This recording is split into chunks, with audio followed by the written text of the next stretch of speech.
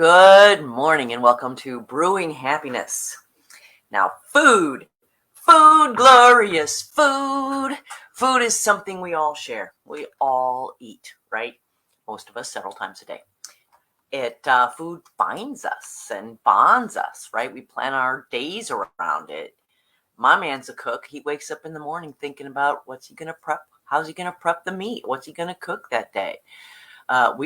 Cooking shows, all the rage everywhere you look. We're all foodies now, right?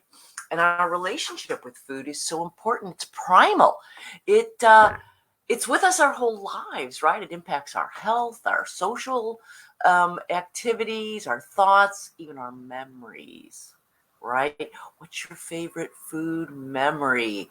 If you're watching this on the replay, leave me a note. Let me know. What's your favorite food memory? What food do you smell and you're instantly transported to a favorite moment in your life? I'd love to know about yours. Mine would have to be, redolent. Redolent is a word. It's something or someone that reminds you of a memory. The smell of fresh bread is redolent of my childhood. Word for the day, right? My mom used to bake bread. She was not working at the time, and so she would bake bread so that it would be ready slightly after we got home from school. You could smell the bread when we walked home from school in grade school, and you could smell the bread as you turned the corner. You would know Mom's making bread, and we would run the last few houses and sit, and we would get our plates and our knives and the butter out and sit at the counter and wait for the bread to come out. We would laugh and joke, and it's just a memory that is so deeply entrenched in my mind that smell of fresh cooking bread just takes me back there every time. So that's what food can do for us. It's an effective trigger of deep memories and feelings and emotions, not just memories, emotions, as well as managing or monitoring our internal mind and body. And it can make us nostalgic and yearn for maybe another time. Our sense of smell is so closely tied to our memory. Now, the fact is, smell and taste are so closely interlinked. You almost can't, they kind of work together. It's very powerful. In fact, your tongue really can only taste four things. It can take sweet, sour, salty, bitter, and now something called umami. But that's been added to the flavors that the tongue can discern. But 80% of flavor comes from the smell of the food. So smell, your olfactory sense, right? Our sense of smell is our olfactory system. And those receptors are located in the limbic system of our brain. Now remember, the limbic system's where both emotions and memories live. So smelling specific foods triggers specific memories. And here's an interesting fact. The more stimulated you were when you ate the food, right? The more vivid, the more solid is that memory. Let's say you always make and eat pie. When it rains outside, you and the fam always bake a pie when it rains. Every time you smell rain, you're going to think about that pie. Every time you smell pie, I should say, you're going to think about the rain. It's way more so than that. Oh, good morning, Jessica. Good morning, Jessica. Welcome. Anyway, that tradition of eating pie, or that tradition my mom had of baking bread after school, happened all the time. Much stronger than that one day you made a chicken sandwich after school, right? Maybe don't have a whole lot of emotional memory tied to every bite we've eaten, but some things, oh my goodness, food is part of our fundamental identities, our family histories. So much of who we are, because guess what? We do it every day, and we've been doing it every day since we were born. Well, almost every day. I've been known to fast for a day or two, but that's a different topic. So food, a part of our fondest memories. Maybe you liked to cook with Mom when you were a kid, and you remember cutting up the potatoes for potato salad, or stirring that spaghetti sauce. Just, Mom, can I stir? Oh, maybe that's just me. Or barbecuing with Dad and being his helper, handing him the tools, making sure that he got the burger straight on the grill. special memories. Christmas gatherings. Oh, the cookies. My family, giant Italian family, would get together for Christmas. Everybody brought a different cookie. And yes, it was a bit of a competition. Oh, the cookies and the food. Come on. We share special meals. We share meals as a special occasion, right? Birthdays, celebrations, graduations. There's always a meal. Even funerals. There's always a meal going on, right? Travel.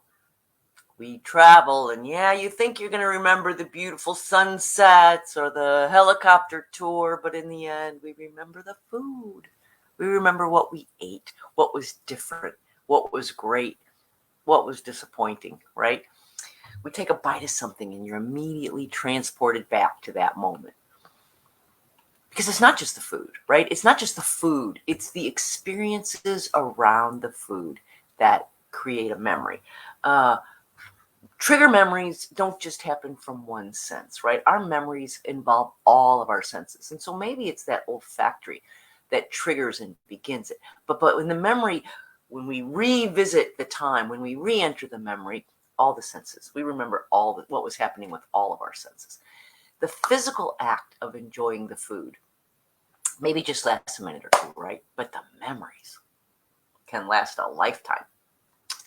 Now, in our society, excuse me, relationship with food is more than fuel, right?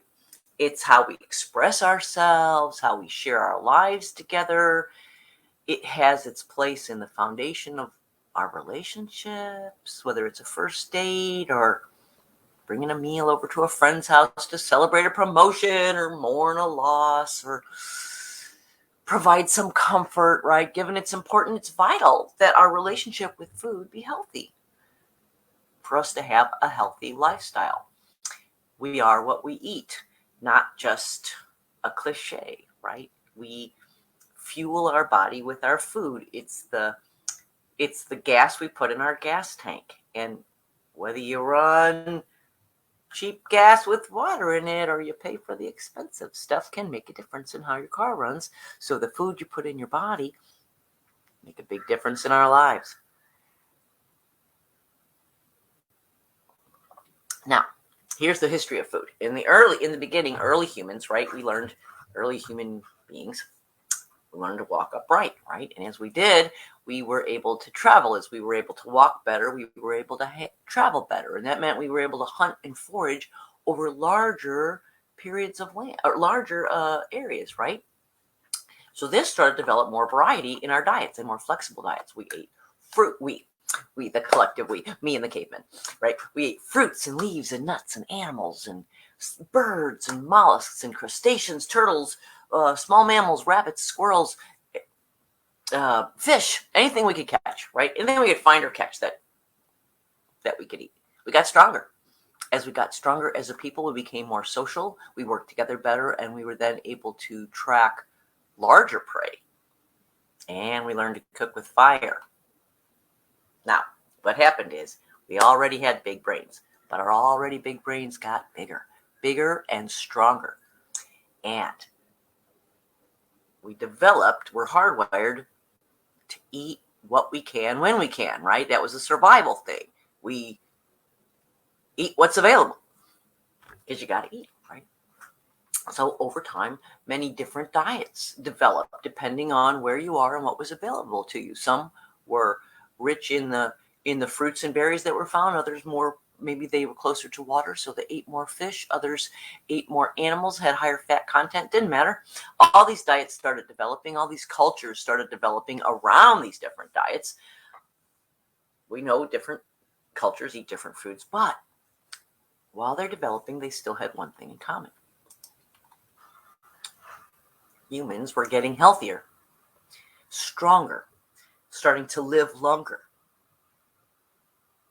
Eventually, then we started learning to cultivate our food, right? To grow it in the ground. And we moved from being a foraging nomadic society to a sedentary, stay in one place, right? We learned to stay in one place and cultivate crops and surplus.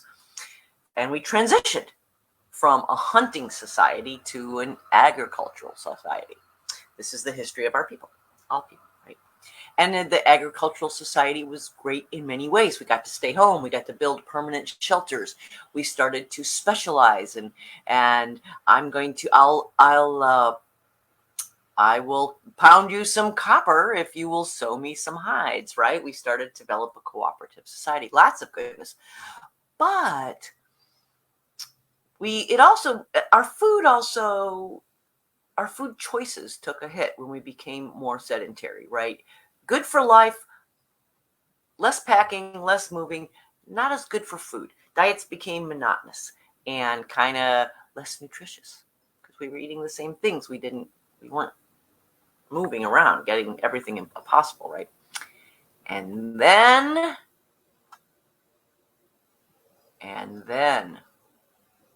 what happened to our food? Because as we became an agricultural society, as we started specializing and growing and storing foods, it became big business. And at the beginning of the 19th century, 20th century, the early 1900s, late 1800s, early 1900s, we started processing food, right? We started making food big business and processing food in order to produce more of it, for it to last longer, for it to be more convenient as we became the society of specialty and got jobs and our lives became busier, and we started desiring that all the time that went into food preparation, taking food from its rawest materials to its eatable form.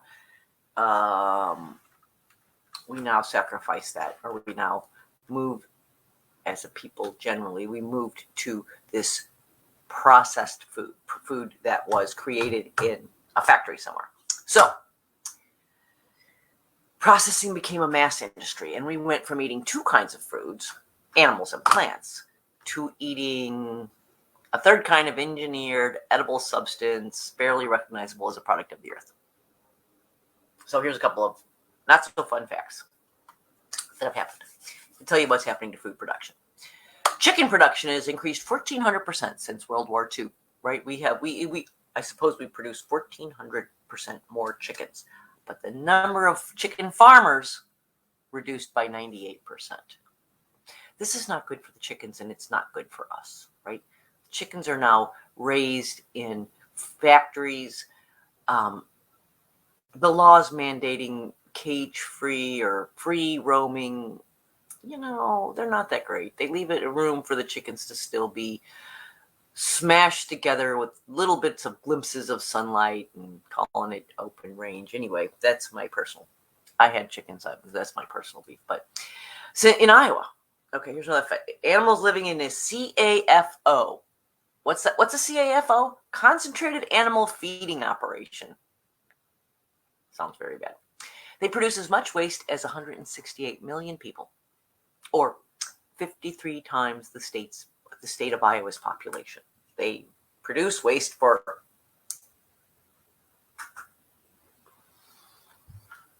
the system of food, the system of producing food, right, provides an uninterrupted supply of food in spite of the season. So instead of us eating what's available when it's available, we can eat anything we want anytime we want. We have food that's out of season, but it's grown somewhere else in the world, right? So we package it up, give it some preservatives, make it last a little bit longer, send it out, and you can eat apples, whether it's the fall or the summertime. You can eat watermelon in the heart of winter, right? Doesn't matter. Food is now big business. And who figured this out was the advertisers, right? And anyway, super society changes around food. Super duper. Our society changed around the way our society, our individualism, our relationship with foods all changed as the way we gather, store, and prepare our food has changed. And so what this has left us with is a discussion on our relationship with food, right? We all have a relationship with food. It's based on a couple of things. I don't care who you are, whether it's a good relationship or a bad relationship, you have one with food. It's based on a couple different things. Habits, right? When you go to the movies, you eat some popcorn. Or maybe you grab a bag of chips to sit on your couch and eat a movie, watch a movie. Or maybe you have a little ritual where you have ice cream every night before you go to bed. Oh, wait, that's just me. When I was a kid, you had to be a member of the Clean Plate Club. Right? Didn't matter if you were full or not. You finished what was on your plate. Eat what you want, take what you want, eat what you take. That was our rule. Sometimes we hurry up a meal. We're in such a rush society. We just consume our food so fast we don't even taste it, right? It's just a utility, function, make that hunger feeling go away. So we get habits around our food. It's around social gatherings. Food is prevalent in almost every social gathering, right? Food is a big deal. Family gets together. What do? You serve a meal.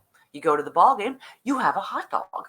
You go to a party. You ask, what kind of food are they going to have? Even in a funeral, the food is a big part of our social interactions. You can't get away from it, right?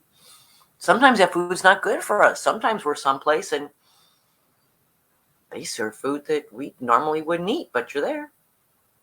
Social pressure, right? You don't want to be rude, so we eat it. And we all have our own psychological tendencies, right? Sometimes we eat when we're stressed, depressed. I know for me, when I'm a little upset, I eat. When I'm super upset, can't get any food down. Some people stop eating when they get stressed and upset. I do both. Minor stress, I eat everything inside. Big stress, constriction. I can't eat anything. I'm sure you have your own psychological tendencies. How do you deal with food and stress, right? That's the whole point, is we need to understand our own cycles, our own triggers, and how we personally, what our relationship with food is. Our senses, right? Our senses have a lot to do with food. That I told you, smell of baking bread. I'm instantly a child when I smell baking bread. It can trigger memory. It can trigger cravings. Understand your triggers. Part of managing your food, managing your relationship with your food, is knowing what those triggers are. Obviously, you don't want to act on every trigger, but knowing where it came from can help you logically say, yeah, that's that trigger. I'm not going to go bake some bread because I smelled some, but I sure do enjoy the memory, right? And, we use we use food as a reward. Come on, we do this as parents. If you're good, you can have a cookie. If you eat 3 bites of your dinner, you'll be able to have dessert. I think Orida even has a commercial about it, about bribing your kids with a couple of crispy fries if they eat their veggies. It's part of our lexicon, of part of the way we deal, right? Food can be a reward. We go to pizza after we win the game. We go to ice cream. We go out for ice cream because we got good grades. That's okay for special times. I mean, there's nothing wrong with linking food to special times or special events, right? We eat cake on our birthdays. That's all right. We just want to make sure we don't do it too much, that those are the exceptions and not the rule, right? Sometimes we have a tendency in our relationship with food, we label foods. They're good food or bad food, right?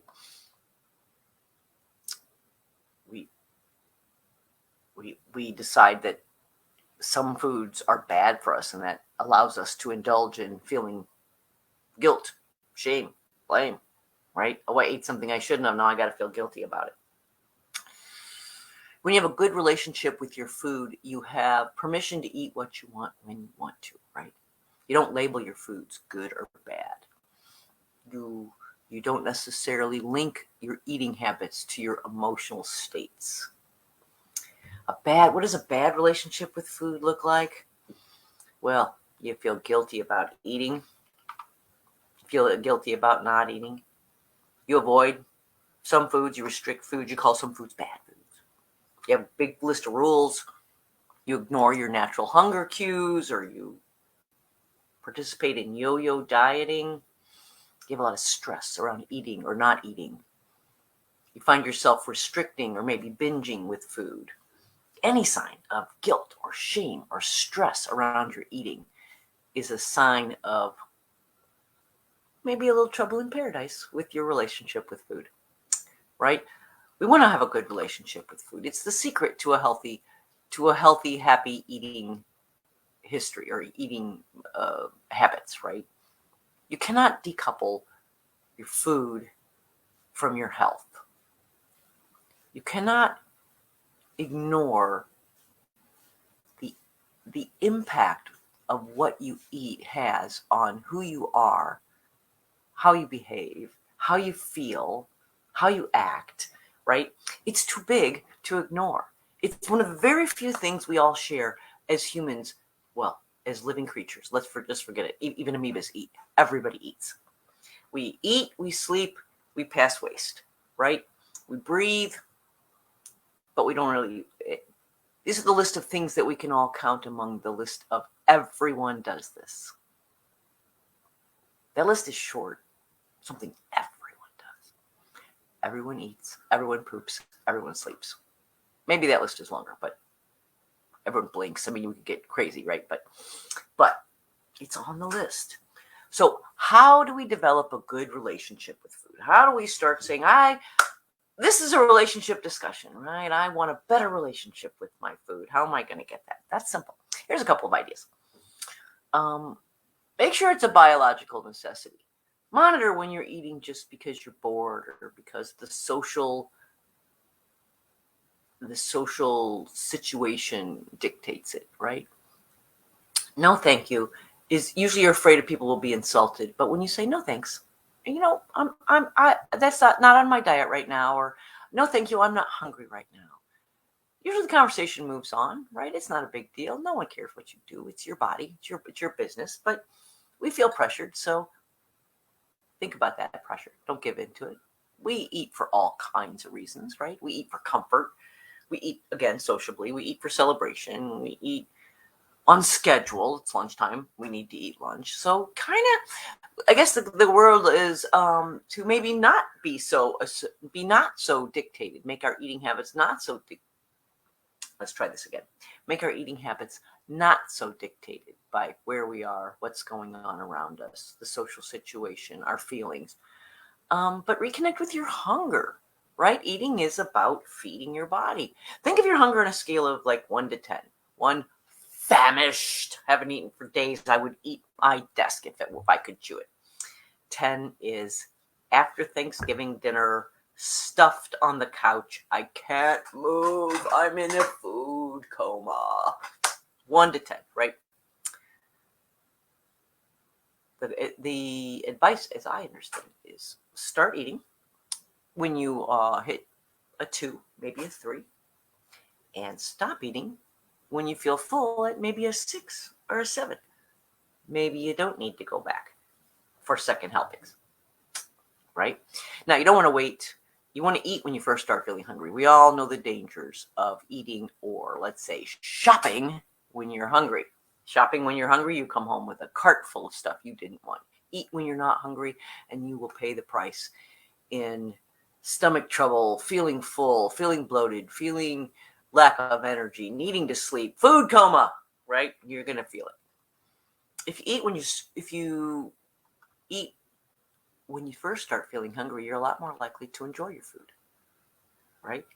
You're a lot more likely to really taste each bite, to really enjoy each bite. A big predicting of overeating is letting yourself to get too hungry in the first place. When we get really hungry, then we get really hungry. We eat everything in sight, and all of a sudden it's too late, and we have stopped ourselves. Eat what you're craving, right? I'm a big believer in your body knows what it wants. I have a strict rule. If it sounds good, you may eat it. If it doesn't sound good, please don't. I trust my body to tell me, yes, this is good. 100% no, right? Ice cream sounds really good to me all the time. So sometimes I have to say no to that it sounds good. But I think a good rule is if it doesn't sound good, don't eat it. Your body's telling you, no, not good for you. Our bodies know what we need if we listen to them. And in fact, listening to our bodies, that's part of developing our intuitiveness, right? Our mindfulness, our not just going by what the schedule says. Oh, lunchtime, let's grab a sandwich. But by being in tune with ourselves, with who we are, with what we need at any given moment. Food is a part of that list of things we may need at any given moment. But we want to be kind to our bodies, true to ourselves, and try not to use food as punishments and rewards for ourselves. This just gets us, anytime we're using food, anytime we're using food as a reward or a punishment, or we're eating because of an emotion, I'm stressed, I'm unhappy, this ice cream sure is going to make me feel better. We're just, you know what? We're just engaging in the blame shame game. We're just giving ourselves a reason. Good morning, Hazel. Welcome, welcome, welcome. As we end the Near the broadcast, talking about our relationship with food, and how to have a healthy relationship with food is honor your body. Listen to what it tells you. Try to decouple your food from the emotional triggers and the emotional drivers that drive us to eat or not eat based on something other than our physical need, our hunger, what your body is telling you it needs to do what it does to keep you doing what you do. That's right. So food, glorious food, is part of our lives. Can't get away from it. We all eat. Work on a healthy relationship with your food. Thank it before but thank your food before you put it in your body. Be grateful for the nourishment it's going to provide. Step away from the blame game. Did you eat a cupcake for breakfast this morning? It's okay. Don't do it you can't do it every day. It's not good for you. But you ate one today. Don't beat yourself up. Right? Be kind. Be kind to yourselves. Sometimes we indulge. Everybody indulges in things that, maybe not the best for us. It's okay. It's about our habits, right? It's not about what we do one time or we do under extraordinary circumstances or in very special occasions. Those are the outliers of our data. Those are the moments that we get to maybe switch off the rules and say, I don't really have any rules. I don't usually eat cake, but today, my friend, you're here, it's your birthday, I'm eating cake with you. Be grateful for food. Think of it as your friend. Have a healthy relationship so that it feeds your body and provides everything you need to do everything you need. Okay, that's our show for today. Thank you for watching. If you're stopping by on the replay, I'd love to hear from you. What is your favorite food memory? If you'd like to have the notes from today's show, I have a little script. So if you would like the notes from today's show, leave me a note. Leave me a little message that says show notes, and I will send them right to you. Anyway, that's it for today. Brewing Happiness. We're here to have a little chat in the morning to make sure you start off your day thinking about your own happiness, creating happiness wherever you go, being that happiness ambassador, bringing that happiness to everyone you meet. That's our show for today. Until tomorrow, make it a happy day.